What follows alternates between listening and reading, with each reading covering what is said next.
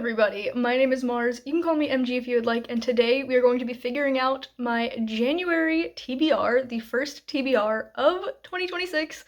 I could not be more excited. I have so many books that I am hoping to read in the month, honestly way more than is feasible for me to actually read in just 1 month, but I'm hoping that I can get some of those options onto these different ways that I pick my TBR to kind of give me a bit of a more streamlined priority list. Obviously I'll get to the ones that I put into different prompts here first, but then if I have a little extra time, there's still going to be some more that I know I'm not going to be able to fit on that I still want to get to. So without any further ado, why don't we just start picking books? So the first way that I'm going to be picking my TBRs for 2026 is by looking at the book clubs that I'm part of. I am part of 2 book clubs this year. The first is the Nostalgia Train Book Club, run by my dear friend Violet. Now, we haven't exactly established how the book club is going to be running in 2026. Every year there's like a slight shift in how we pick the books and all that fun stuff, and we haven't officially decided how it's going to work in 2026, so we haven't picked a book for January yet, but I will be reading whatever gets put here unless I don't want to. I'm not like super strict on reading every single pick. If I'm not interested, I'm not interested, or maybe it'll be something that I've read recently and I don't feel like rereading just yet. That's totally fine, but I will try to come back and comment whatever we end up picking so that you guys still know what the book for the book club is. The second book club that I'm part of is my own book club, the Honeybee Society. For the Honeybee Society, we pick one Dark Academia book to read every 2 months. So technically, this is the pick for January and February. So if I can get to it in January, great. If not, I still have February to read it. And the pick is Blood Over Brighthaven by M.L. Wong. I got this for Christmas, and I'm very excited to be able to read it physically. It is the floppiest paperback I've ever seen in my life, and I'm just so excited to read this. It is a fantasy Dark Academia book, and it follows, what is the main character's name? Siona? One of those. She wants to join the High Magistry at the University of Magics and Industry, and she eventually does do that, only her peers don't exactly treat her as the academic that she is. She ends up not even getting a real, library assistant. She gets assigned a janitor to be her assistant, except he's not really what he seems, and the two end up teaming up to kind of uncover some secrets about magic and the university. I could not be more excited to read this book, so I'm very glad that it is the book club pick. I mean, I'm the one who makes the choices, so obviously I'm going to pick ones that I'm excited for, but yeah, I'm going to try and get to this in January, but if not, I will get to it in February. Now, in 2025, one of the ways that I picked out books for my TBRs each month was by randomly picking priorities from my 25 in 2025 list. I don't have a list like that. I didn't make a 26 in 2026. I figured I had enough going on already that I didn't need to do that. But I did like the aspect of pulling things randomly from a jar, so I do have the jar here. And this year, at least for the first 6 months, what I will be doing is pulling Herkyed prompts. If you don't know what Herkyed is, it stands for the hardest reading challenge you'll ever do. It is run by Q over the channel QWERTY, and this iteration, this round, is from July 2025 through June 2026, so I've got 6 months left, and it is essentially a bingo board of different challenges, so it's like 25 mini challenges in the big challenge. I am going for a full blackout, and I've only completed 2 of the 25 challenges. I've made a lot of progress on the others, but it's been more like sporadic progress here and there instead of focusing on like one prompt at a time and actually finishing them. So it looks a little bit sad to see only 2 squares colored in on my board, and I want to change that. So I will be pulling, I think, 3 different prompts from here to kind of motivate myself to work on those. I'm not gonna be like, I have to finish these prompts in this month, but if I can make some progress towards them, that would be great, even if it's just reading one book. So, we're gonna shake it up a little bit. And then, what did I say? 3 papers, I think? Got one here.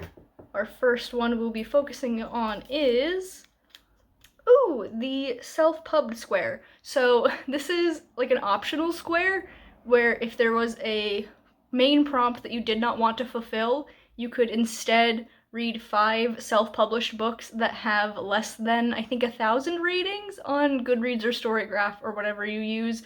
I have read 1 of the 5, so I have 4 different options here, so that is a good square to get because I've got plenty of progress to be made. Next we've got, if I can grab one, not multiple.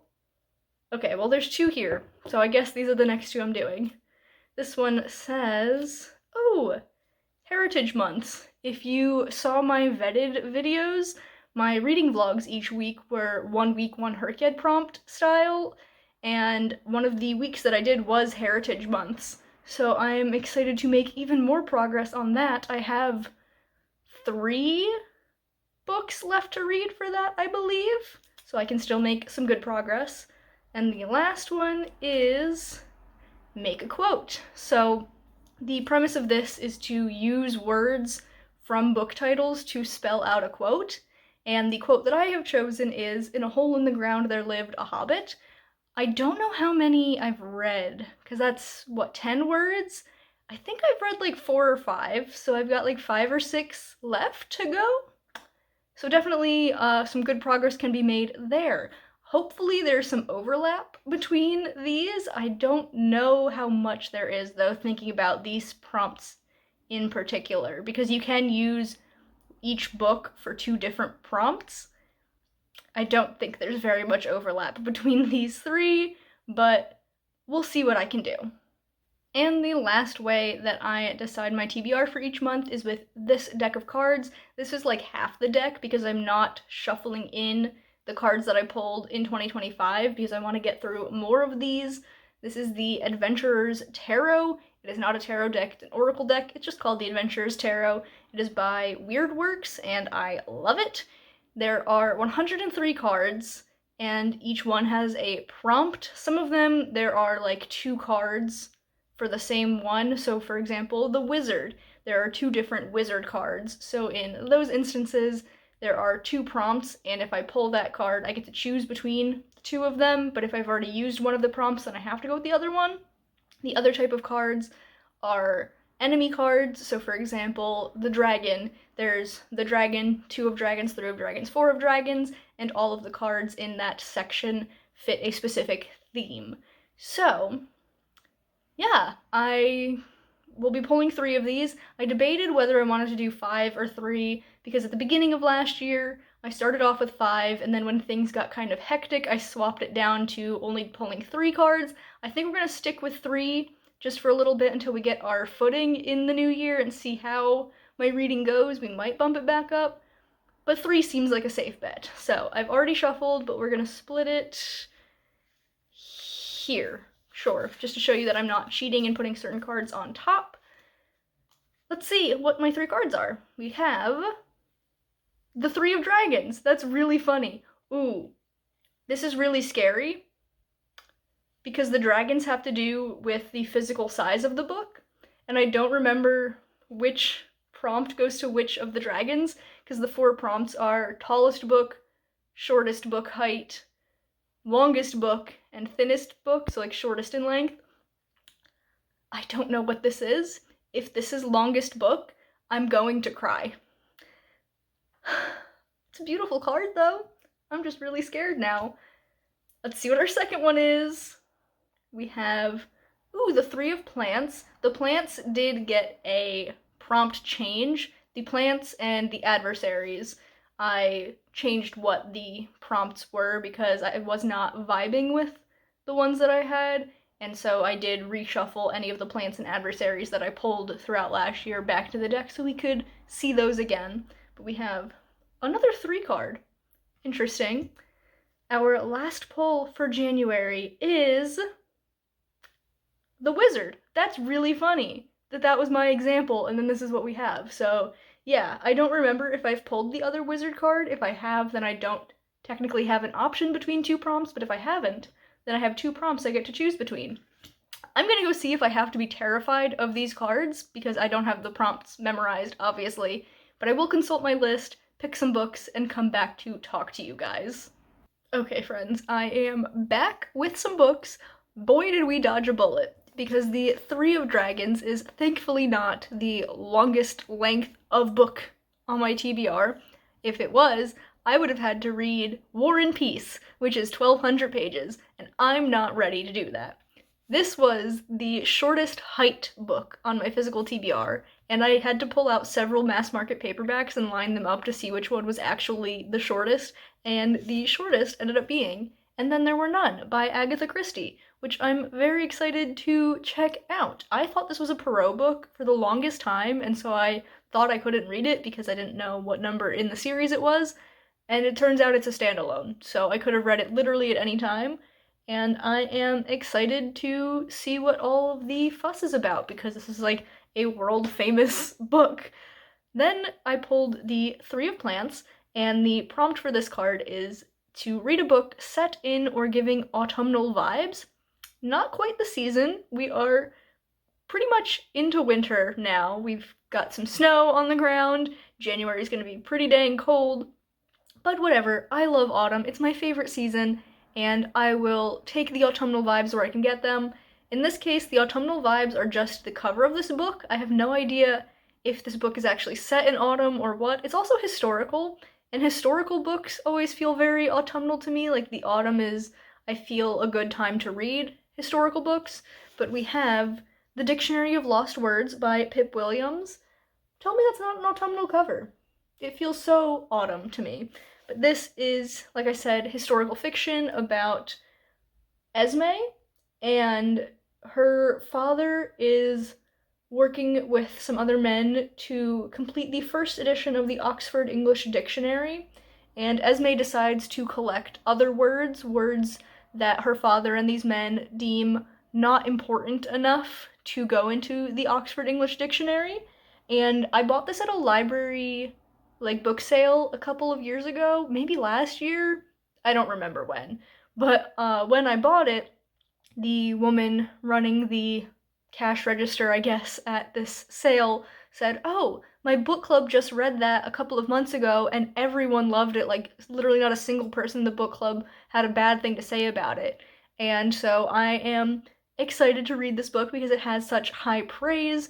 Normally, my historical fiction tends to lean fantasy, but there are a few straight-up historical books that I have enjoyed, so I hope this gets to be one of the ones added to that list. Then the third card I pulled was The Wizard, which is very funny because that was the example that I gave you when explaining how the deck of cards works. I have in fact pulled the other wizard card before, and the two prompt options for the wizard are either a nonfiction book or a writing craft book. I had already used the general nonfiction prompt, so I had to pick a craft book. Essentially what I did was I went on my Libby app and typed writing craft into the search bar and just scrolled through. There were some things that I thought were interesting but had quite a long wait on the hold, so I didn't want to go with any of those in case they didn't come in time for me to read them in January. I think there's like dust in my eye or something. That's annoying. I will have to wrap this up quickly to deal with that. But the book that I found that I'm going to end up reading has no weight on it. I can check it out immediately, which is fantastic. I can read it at any time. But that is Craft in the Real World by Michael Solesis. I've never heard of this book before, but I read the little blurb and it seemed interesting to me, so I will give it a go and see what I think. It's been quite a while since I read a writing craft book, so I'm hoping that this one kind of like brings me back into that, because I do think writing craft books are beneficial to me as a writer, so I'm hoping to learn something from this one. So here we have the 3 books off of my physical TBR that I will be reading during the month of January. Plus, we have Craft in the Real World and whatever the Nostalgia Train book club pick ends up being. On top of that, I will be playing Series Slasher, my new TBR game that I'm so excited to give a go and Hopefully it works out. I did not do any play testing, but it's fine. Everything's gonna work out, I think.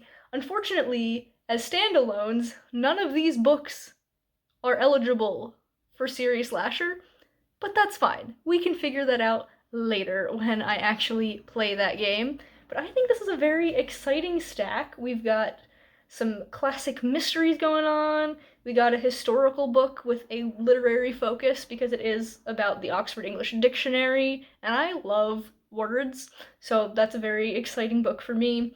And then we've got some fantasy, dark academia, and we have a writing craft book. So a little bit of everything, I feel. I can't wait for January 1st to hit so I can start reading. I don't know which one of these books I'm going to pick up first, or if I'll pick up something not on my TBR at all. We will just have to wait and see. So yeah, that is everything for me today. If you've enjoyed this video, be sure to give it a big thumbs up. You can subscribe to my channel for more content, and that way I'll see you guys in the next one. Bye everyone.